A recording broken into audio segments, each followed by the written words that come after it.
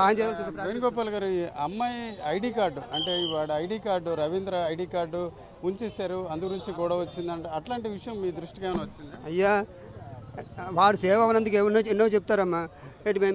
మా ఇంట్లో మాత్రం మా పాప ఐడీల కార్డు తేడం కానీ, మా పాప అటువంటి విషయాలు కానీ, ఎవరితో మాట్లాడడం కానీ, వీధిలో ఎవరు రావడం కానీ, వాడి ముఖం ఇప్పుడుకొచ్చి వాడి ఇల్లు నాకు చూపించలేదు. ఎంక్వైరీ అన్నారు, వాడి వెనకాల తీసుకెళ్ళలేదు. మధ్యలో నాకు ఆఫ్ చేస్తారు పోలీసు అధికారికి ఫోన్ చేశారు. కానిస్టేబుల్ నన్ను తీసుకెళ్ళాడు వాడి వెనకాల.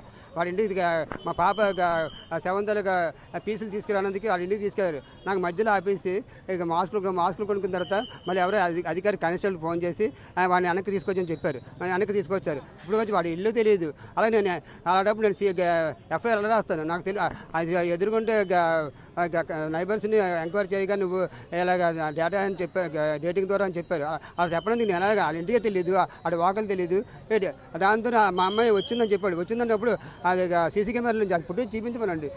మా అమ్మాయి దానికి సెల్ సిమ్ అన్ని తీస్తాడు. ఎందుకంటే అందులో వాడి నేరం ఉంది కాబట్టి వాడు ఇప్పుడు వచ్చి బయట పెట్టలేదు. అవన్నీ మాఫీ చేయడం కోసం ఇదంతా పక్కన ఉన్న వెనకతల చాలా దగ్గరుండి ఇదంతా గేమ్ ఆడిస్తున్నారు. ఎందుకంటే అందులో ఏంటంటే చాలా లొసుకులు ఉన్నాయి. దయచేసి వాళ్ళందరూ బయటికి రావాల్సిందిగా, వాళ్ళందరికీ కఠిన శిక్ష చట్టరీత్యా తీసుకోవాల్సిందిగా ప్రార్థిస్తున్నారు. అలాగే జ్యుడిషియల్ ఎంక్వైరీ చేసి దయచేసి పూర్తి న్యాయం చేయవలసింది, చట్టరీత్యా న్యాయం చేయవలసిందిగా ప్రార్థిస్తున్నాను.